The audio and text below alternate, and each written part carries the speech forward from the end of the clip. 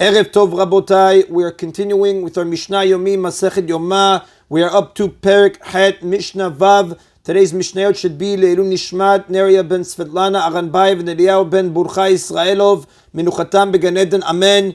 Yesterday we discussed one is allowed and even obligated to violate any Torah prohibition in order to save a life. There are three exceptions to this rule we mentioned. One may not violate the prohibitions of idolatry, immoral relations, and murder under any circumstances, even to save a life, as the Gemara explains on page 82a in Masechet Yoma. Therefore, it is a mitzvah to feed a person in Yom Kippur if he would be in danger of his life if he does not eat. So the following Mishnah discusses various applications of this law. Misha chazo bulmus. If someone had taken ill with bulmos, a life-threatening disease brought on by intense hunger, we feed him on Yom Kippur, and if kosher food is not immediately available, we feed him even non-kosher foods, since the treatment for this condition is to feed the patient as quickly as possible. If, however, kosher food is equally available, the Meiri says we feed him kosher food. Ad she'oru enav.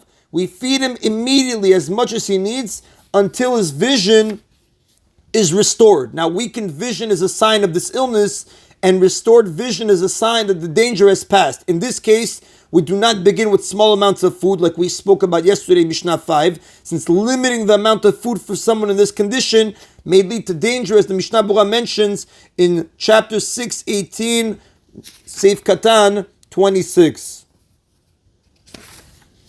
Now, the Mishnah cites a disagreement about the remedy for a certain condition.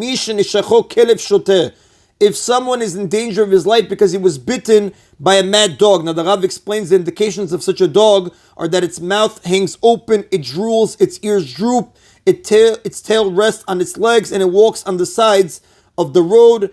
And ma'achilinoto mechatzar kaved shelo. We do not feed him from its liver lobe, a part of that dog's liver, in an attempt to prevent or cure the illness. Now, although it was the practice of ancient doctors to perform this treatment for the bite of a mad dog, it is not a real cure for this illness. We therefore do not permit it, since it requires eating the meat of a dog, which is a non-kosher animal. Following this remedy is therefore forbidden even when it is not Yom Kippur, due to the prohibition against eating non-kosher meat. Rabbi Mattia ben Charash matir, but Rabbi Mattia ben Charash permits it. Rabbi Mattia maintains that it is a reliable method of curing this condition. And the Rav does tell us, Ven halacha ki Rabbi Mattia ben Charash, the halacha does not follow Rabbi Mattia ben Charash. Now the Mishnah cites a related ruling of Rabbi Mattia ben Charash, to which the first Tana agrees, as the Gemara explains on page 84b, Masechet Yoma. Ve'od amar Rabbi Mattia ben Charash, and Rabbi Mattia ben Charash also said, Ha'choshesh bigrono, if one feels pain in his throat, meaning he feels the symptoms of a life-threatening condition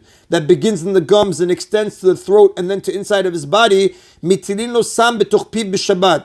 We perform any action necessary in order to put medicine in his mouth for him on Shabbat, even if it involves desecration of Shabbat, such as uprooting the herb from which the medicine is made or grinding it. We know uprooting a plant and grinding are two of the 39 melachot prohibited on Shabbat, as the Mishnah says in Masechet Shabbat, chapter 7, Mishnah 2. But Rabbi Mattia ben Charash allows it. We may desecrate Shabbat in this way because there is a possible danger to life. And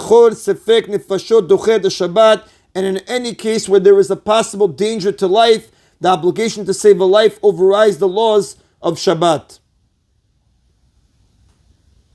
And that is in the Mishnah Vav. Mishnah Zayin continues, we must desecrate Shabbat even for a small possibility of saving a life. The Mishnah begins, Misha nafla alav mapolet. If there is reason to believe that a building collapsed on a person on Shabbat, safek usham, safek enosham, but it is uncertain whether he is in fact there or not, safek hai, safek met, or even on the chance that he is there, it is uncertain whether he is alive or dead, safek oved kochavim, safek Israel, or even on the chance that he is there and alive, it is uncertain if he is an idolater or a Jew. Mifakhin alav etagal. We must do whatever we can to clear away the heap of rubble to rescue him, even if it requires us to desecrate Shabbat. Even if we are uncertain about all these three factors, we are still obligated to do whatever is necessary to save him, since we desecrate Shabbat for even a small chance of saving life. The Mishnah teaches two additional laws pertaining to the situation. Mitzau Chai, if they find him alive, even if he is so severely injured that he will not live much longer in any case, Mifakhin alav, we must still continue to clear away the rubble, although doing so will prolong his life for only a short while. V'imed, but if he was found dead, Yanichuhu, we leave him there. We do not desecrate Shabbat for the purpose of removing the body from the rubble. It is not permitted to violate even a rabbinic prohibition such as moving muktzah for this purpose. And that is not Rabotai today's Mishna Yomi. Baruch Adonai Leolam. Amen v'amen.